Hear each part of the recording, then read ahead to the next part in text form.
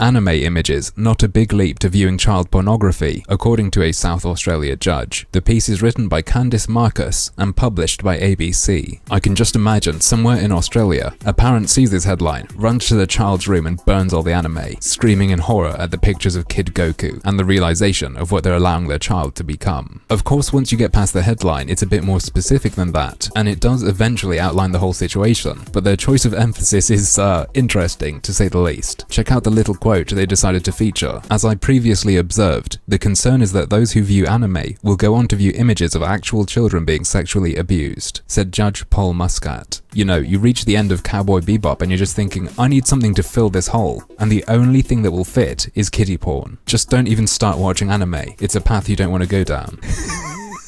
I'm sorry, it's like they're using the focus to try to strip away context, and it sounds like anime is fucking dangerous. Even when you get into the meat of the article, what they've decided to hone in on is kind of weird. I'll show you what I'm talking about. Let's start reading. An Adelaide father has been given a suspended jail sentence for having more than 300 anime images that were classed as child pornography. The 52-year-old man pleaded guilty to possessing child pornography after police raided his home in April 2012. I'm not going to go down the big old path of, well, no one's getting hurt, and if this is illegal, it means you could break the law alone in a room with a pencil and paper. I think it could be a fun discussion for people to have in the comments, but this video isn't about Australian law or free expression or anything like that. This is about this piece of news, and I think saying what the pictures are of will be a hell of a lot more relevant than just saying they are anime, to a point at which I think the title and highlighted quote are misleading. And we'll see this happening again at the end, but for now, there's something that stands out to me even more. So far, it sounds like this guy's just in trouble for having really fucked up sexual cartoons of kids. But let's read a little bit more. The district court heard, after analysing his laptop 2 years later,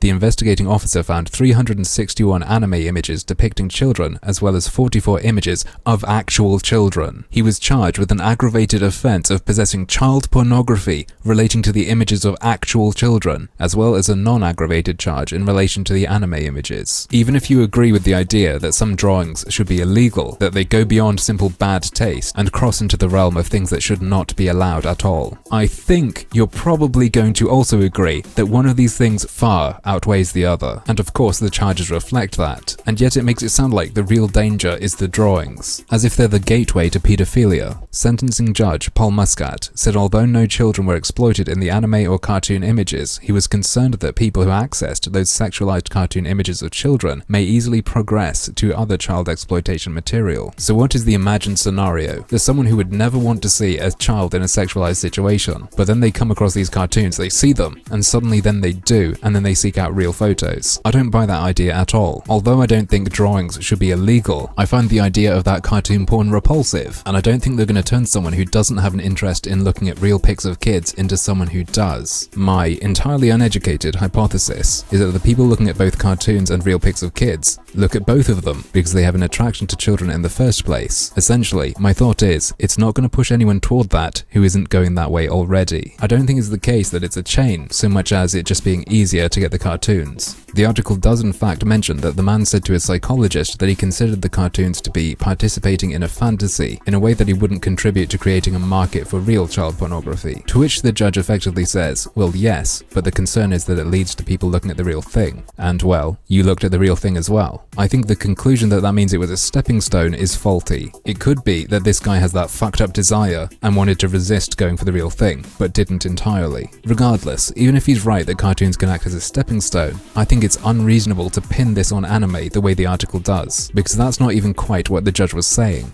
As I read earlier, besides the quote they picked to highlight, he does speak in more general terms about cartoon depictions. Here's one last surprise. The end of the article jumps straight to Japan. Japan outlaws child pornography, but excludes comics. The Japanese parliament voted last year to outlaw the possession of child pornography. Before the laws, only the production and distribution of child pornography had been banned. The legislation bans possession of photographs and videos depicting real children aged below 18, but it excludes sexually explicit depictions of children in comics, animation, and computer graphics. Comic artists, free speech advocates, and publishers have welcomed the move. Okay, so simply, real child pornography banned in Japan entirely. It may still be drawn in comics. That seems to be totally true, so what's my problem? I missed out a line, hang on. The comics are known as manga in Japan, and and account for about a third of publications sold annually. Sorry, is this just me, or does it make it sound like a third of what people are buying in Japan is kiddie porn cartoons? Pretty fucking misleading in my eyes. I think everyone knows that, yeah, Japanese comics called manga, and I'm sure they do account for a third of all publications sold. But chained up like that, we know what you're doing. They're going, sexually explicit pics of kids can still be in comics, and good God, look how many comics are being sold. And sorry if this is a bit too picky, but they're not just saying Japanese comics are called manga and they account for a third of all publications sold. They're referring to them as the comics, i.e. the comics these pictures are featured in. Not a lie, but I believe the author's use of language is calculated to paint a certain picture, to cause a certain response. They wanted to be able to say that a third of what people are buying is stuff that can include this, rather than specifying how much of what's being sold has that in. I mean, from my perspective, I'd feel uncomfortable publishing something laid out like that. And I think this article is a prime example of how you can mislead just as much through omission while telling the truth as you can by lying.